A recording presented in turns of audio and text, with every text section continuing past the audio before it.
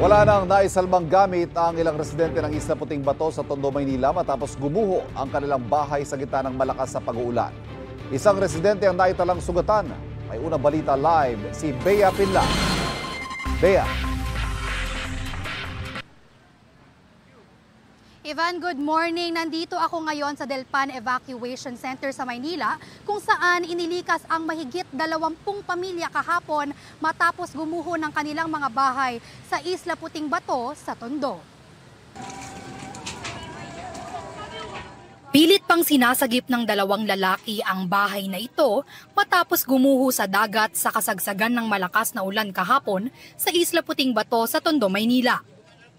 Ang mga natangay na bahay lumulutang na sa dagat.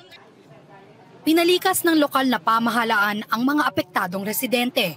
Ang ilan, wala nang naisalbang gamit.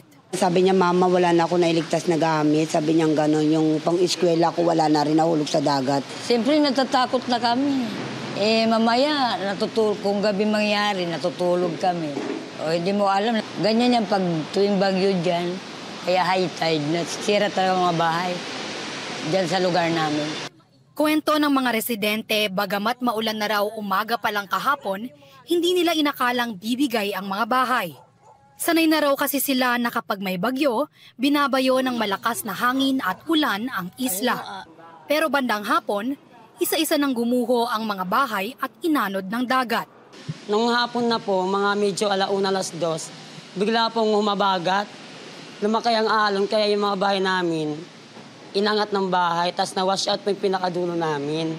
Tapos yung daanan po namin, yung pinakaapakan po namin, nabagsak. May mga bahay po na talagang bumigay na po yung kanilang haligi.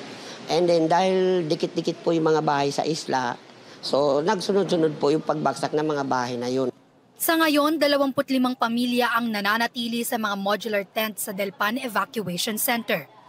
Ayon sa barangay, isa ang nasugatan ng aksidenteng matamaan sa ulo ng matalas na bagay. Ang nai-rescue po yung talagang na ang bahay nila, yung totally damaged po. Yun po talagang dinala namin dito para po kasi may masilukan sila. Kagabi na mahagi ang Manila LGU ng mga pagkain, hygiene kits at iba pang kakailanganin ng bawat pamilyang lumikas.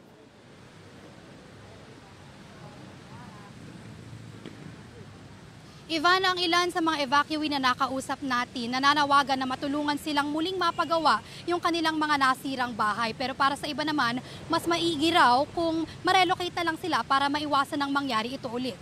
At yan ang unang balita mula rito sa Maynila. Bea Pinla para sa GMA Integrated News. Kapuso, para laging una ka sa mga balita, bisitahin at mag-subscribe sa GMA Integrated News sa YouTube. Sa mga kapuso abroad, samahan nyo kami sa GMA Pinoy TV at sa www.gmanews.tv.